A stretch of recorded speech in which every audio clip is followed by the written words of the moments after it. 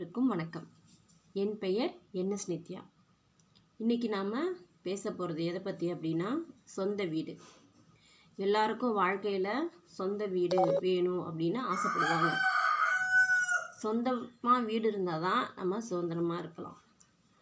இப்போ வீடுன்னு எடுத்துக்கிட்டோம்னா நம்ம பூர்வீகமாக இருக்கிற வீட்டில் கிராமத்துலேயோ நகரத்துலேயோ பூர்வீகமாக ஒரு வீடு இருக்கும். அந்த வீட்டில் நம்ம வாழ்ந்துட்டுருப்போம். அதுக்கப்புறம் நமக்கு ஒரு ஆசை இருக்கும், புதுசாக சொந்தமாக ஒரு வீடு கட்டணும் அப்படின்னு சொல்லிட்டு நியூ ட்ரெண்டிங்லாம் வச்சு புதுசாக ஒரு வீடு கட்டணும்னு ஆசைப்படுவோம்.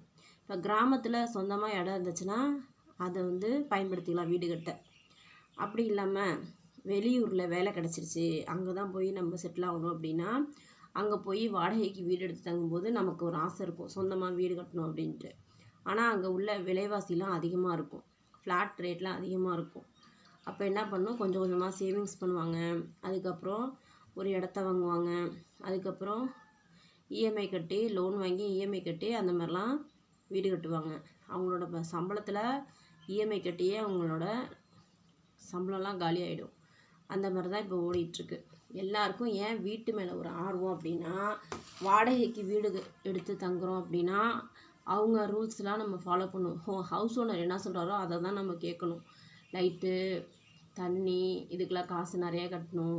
இந்த மாதிரி நிறையா பிரச்சனை இருக்குது. ஆணி அடிக்கக்கூடாது, விருந்தாடிலாம் நிறைய பேர் வரக்கூடாது, விருந்தாளிகள் வரக்கூடாது. அதுக்கப்புறம் நைட்டில் ரொம்ப நேரம் சத்தம் போடக்கூடாது, நாய் வச்சுக்கூடாது. இந்த மாதிரி பல ரூல்ஸ் போடுறாங்க.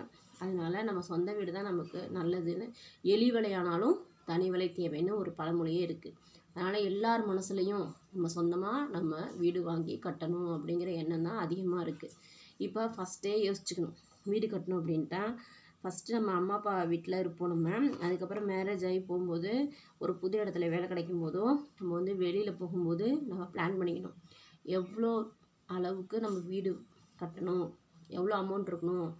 அதுக்கப்புறம் நம்ம ஃப்யூச்சரில் நம்ம குழந்தைங்களாம் படிக்கிறதுக்கு பக்கத்தில் ஹாஸ்பிட்டல் இதெல்லாம் இருக்கா, எல்லாத்தையும் பார்த்துட்டு தண்ணி வசதி இருக்கா, அதுக்கப்புறம் போக்குவரத்து வசதி நல்லா இருக்கா, இதெல்லாம் நம்ம பார்த்துட்டு நல்ல ஏரியாவா அப்படிலாம் சர்ச் பண்ணிவிட்டு அதுக்கப்புறம் தான் நம்ம வீடு ஃப்ளாட் வாங்கி கட்டுவோம்.